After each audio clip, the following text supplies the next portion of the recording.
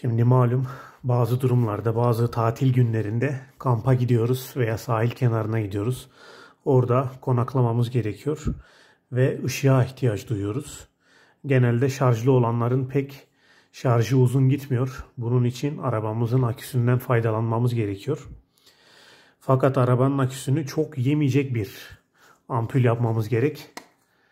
Şöyle bildiğimiz evlerimizde kullandığımız ampul sık sık bozuluyor zaten.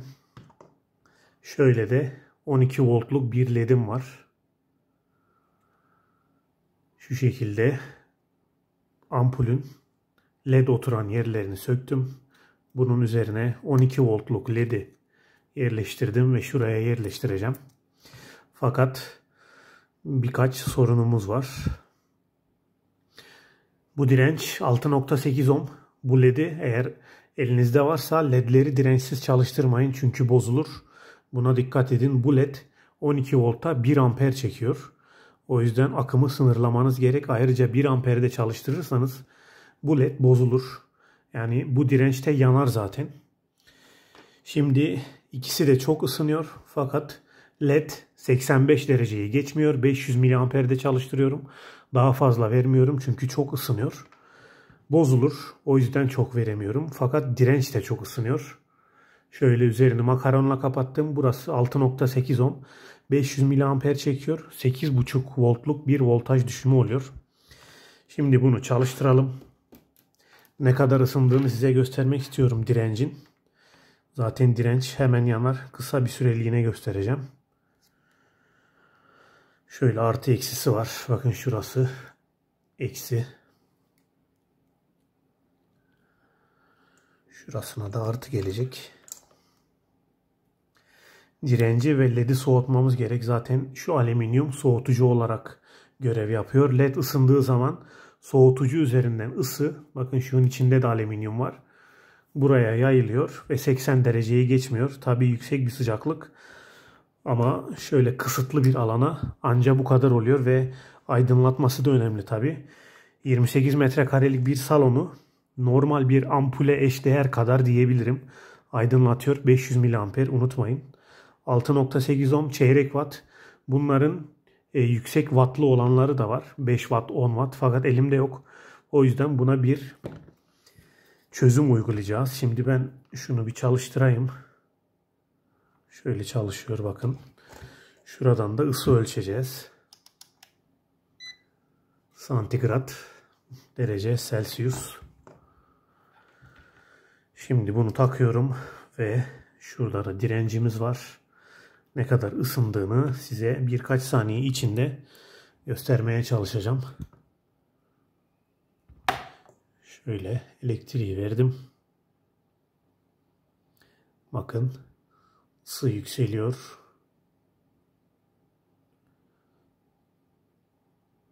...60, 70, 70'leri geçti.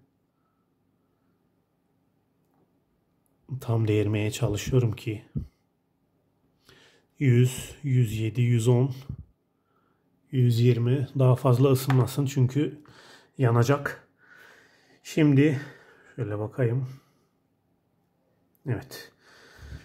Şimdi bu direncimizi soğutmamız gerekiyor. Dediğim gibi elimde 6.8 5 watt direncim yok. Aynı led'e uyguladığımız gibi bu direnci de soğutmamız gerekiyor. Tabii ne yapacağız? Bir alüminyum. Şöyle elimde bulundurduğum etli dediğimiz biraz kalın. Şöyle bir 5 santim gelir. Alüminyumum var. Ben bunları atmıyorum. Zaten şuraya da bakın. Şöyle sığıyor. Direnci şuraya monte ettiğimizde bu da bu şekilde kapanacak. Ve bu da şöyle üzerine gelecek. Direnci soğutmamız gerek. Led zaten şuradaki alüminyumu yeterince ısıttığı için led'i buraya bağlamayacağım. Yoksa led'i şuraya da şöyle monte edebilirdik. Fakat çok ısınacak. İkisinin ısısı birleşince bir 150 dereceye kadar ulaşıyor. O yüzden ekstra soğutmamız gerekiyor. Şimdi şöyle şu alüminyumu şöyle koymayı düşünüyorum. Led'in üzerini makaronla kapattım çünkü şu iki bacak alüminyum üzerinde birbirine değebilir. Bu şekilde, hatta biraz daha kapatmak gerekiyor. Şuraya kadar, ama şurada şöyle tutabilirim. Bacağa değmesin diye. Fakat bunu buraya monte ederken şöyle termal pedler var. Bunları da atmıyorum ben. Bakın biraz yapışkan ve ısı iletir bunlar. Termal macun kullanmıyorum çünkü yüksek ısıda termal macun çok uzun dayanmıyor. Sadece ledin altına sürdüm.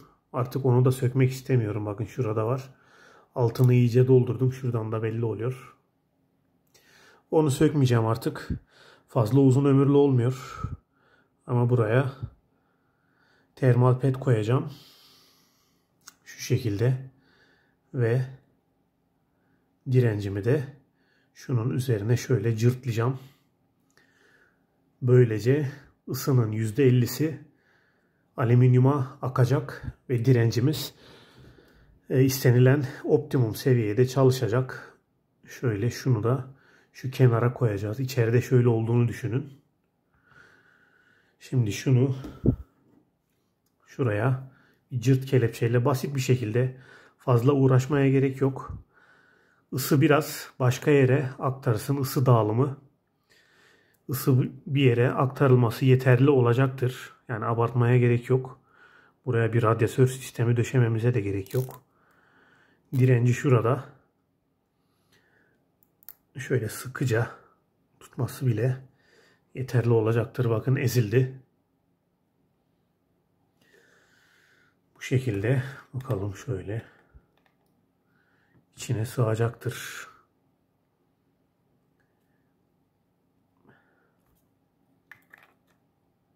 Evet. Şu şekilde tam içine sığıyor. Şimdi şurayı bir keseyim.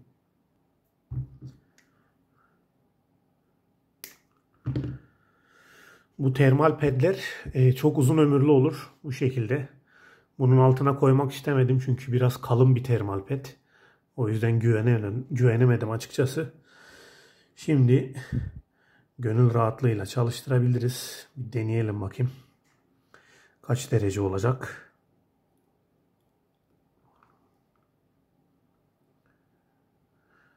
Şu şekilde. Işığı bayağı güçlü. Çıplak gözle bakamıyorum. Şöyle kenara doğru tutuyorum ki gerçekten göz alıyor. Şimdi direncimizi ölçeceğiz.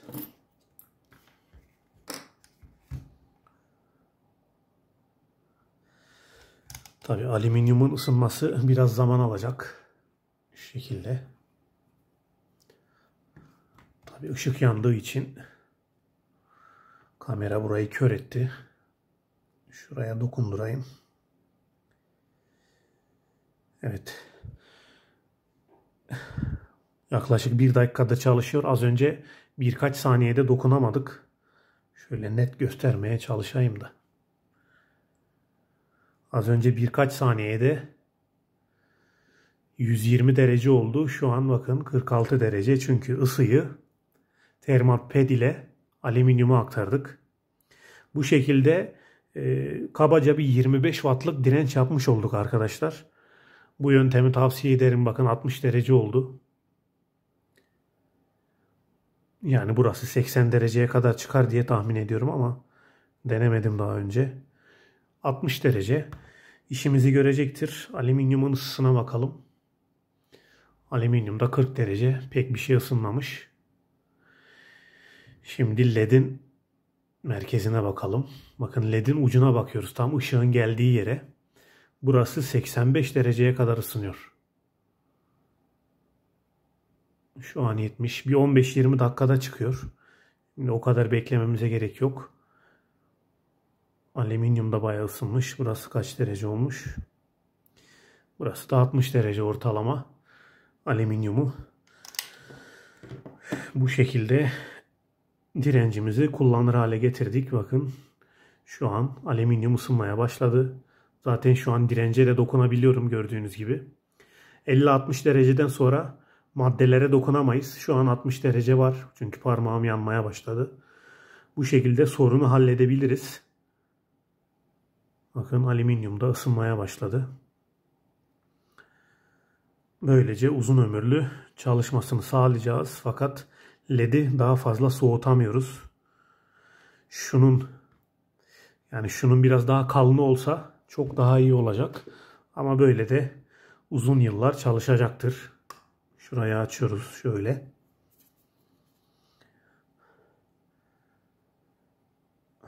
Şu şekilde içeriye oturtacağız.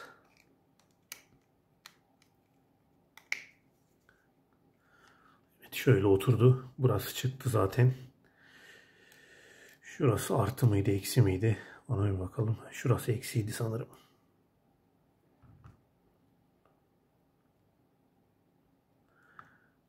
Burası eksiymiş. Evet. Şu kablomuz eksi. Şurası artı. Fakat şurayı şasiye vereceğim. Zaten arabada artı eksiği değiştirebiliriz. Şöyle kıskaçlı uzun kablolarım var. Onunla yapabiliriz. Buna 500 miliampere 0.75 kablo olur. Alüminyum alaşımlı ucuz olandan yeterli arkadaşlar. İsterseniz de bakır olanını alırsınız.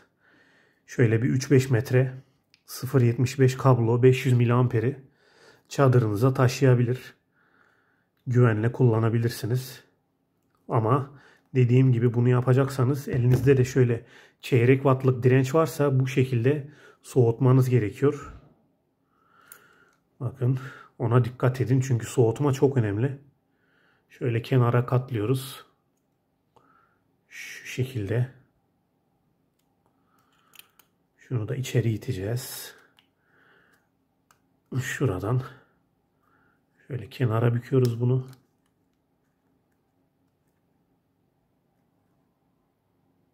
Şöyle kenara büktük elimizi yaralamasın diye. Şunu da biraz içeri itiyoruz. Ki şöyle. Daha sonra şu tepedeki şeyi buraya temas edecek şekilde içine itiyoruz. Şurası artıydı. Gördüğünüz gibi arkadaşlar. İşlemimiz tamam. Bunu da normal duyun içerine koyabilirsiniz. Daha sağlıklı olur. Bakın şurasını eksi yaptık. Yani gördüğünüz gibi kamerayı bile kör ediyor. Şöyle de elimizde bir kamp lambası olmuş oldu. Evet bakın bu şekilde gayet de güzel oldu. Çok kullanışlı olacak. Hatta ben bunun duyunu da göstereyim size. Merak edenler olur. Bildiğimiz evlerde kullandığımız duy.